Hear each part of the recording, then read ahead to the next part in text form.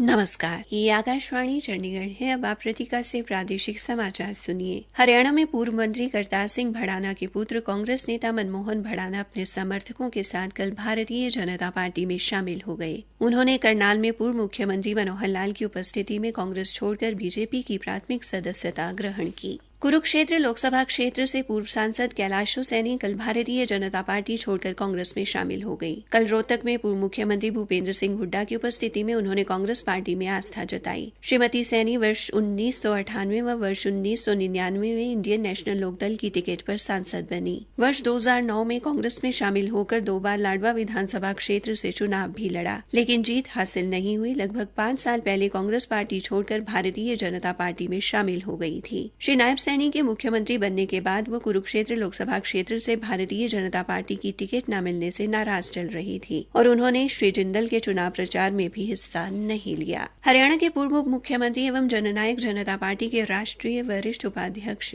दुष्यंत चौटाला ने कहा कि हिसार की जनता ने देश को सबसे युवा सांसद दिया था और इस बार नैना चौटाला के रूप में हिसार को पहली महिला सांसद देने की बारी है। कल हिसार में जेजेपी प्रत्याशी नैना चौटाला के लिए चुनाव प्रचार के दौरान श्री चौटाला ने कहा कि हिसार की जनता का उन पर सदैव कर्ज रहेगा। शहरवासियों से वोट की अपील करते हुए श्री चौटाला ने कहा कि उन्होंने बतौर सांसद हिसार में अनेक काम किए। उन्होंने कहा कि लोकसभा में आवाज उठाकर हिसार में अंतर्राष्ट्रीय स्तर की हवाई पट्टी और पासपोर्ट सेवा केंद्र स्थापित करवाया। उन्होंने ग्रामीण क्षेत्रों में पीने के पानी के टैंकरों की व्यवस्था और छोटी छोटी ढाणियों तक बिजली पहुंचाने सहित कई कार्य गिनवाए। चुनाव की बढ़ती सरगर्मियों के बीच पूर्व मंत्री सावित्री जिंदल ने कल थानेसर विधानसभा क्षेत्र के विभिन्न स्थानों पर जनसभाओं को संबोधित करते हुए भारतीय जनता पार्टी के प्रत्याशी नवीन जिंदल के पक्ष में भारी संख्या में मतदान करने की अपील की। उन्होंने आह्वान किया कि बीजेपी के पक्ष में वोट करके विकसित कुरुक्षेत्र, विकसित भारत का सपना साकार करें। अपने दौरे में उन्होंने एक रक्तदान शिविर में युवाओं को रक्तदान के लिए प्रोत्साहित किया। इस दौरान राज्य मंत्री सुभाष सुधा ने प्रधानमंत्री नरेंद्र मोदी की सरकार के 10 वर्षों का ब्यौरा पेश करते हुए कहा कि श्री नरेंद्र मोदी की सरकार ने देश की अर्थव्यवस्था, सड़कों, फौज और मूलभूत संरचना को बेहतरीन बनाया है। श्री मोदी की वजह से पूरे विश्व में भारत का मान बढ़ा है।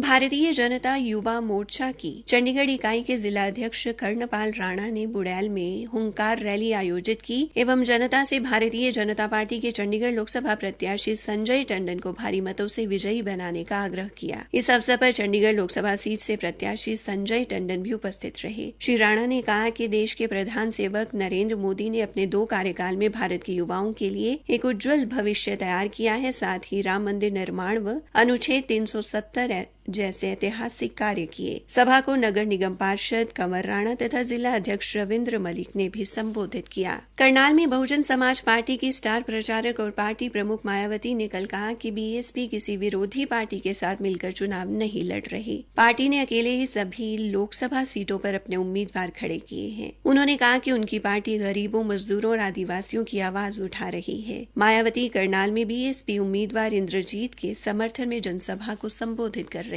थी। हरियाणा के पूर्व मुख्यमंत्री भूपेंद्र सिंह हुड्डा ने कल रोहतक जिले के गढ़ी सांपला किलोई विधानसभा क्षेत्र के गांव टिटौली, खिड़वाली, किलोई, बोहर और इस्माइल में चुनावी जनसभाओं को संबोधित किया। उन्होंने रोहतक लोकसभा क्षेत्र से कांग्रेस उम्मीदवार दीपेंद्र हुड्डा को जिताने की अपील की। श्री हुड्डा ने बीजेपी सरकार की आलोचना करते हुए कहा कि हरियाणा में इस सरकार के कार्यकाल में कोई भी राष्ट्रीय या अंतर्राष्ट्रीय स्तर का शिक्षण संस्थान स्थापित नहीं हुआ। श्री हुड्डा ने बेरोजगारी का मुद्दा भी उठाया। उन्होंने ग्रामीणों से अपील की कि वे खुद ही नहीं बल्कि अपने परिवार को भी मतदान केंद्र तक लेकर जाएं। इसी के साथ ये समाचार बुलेटिन समाप्त हुआ।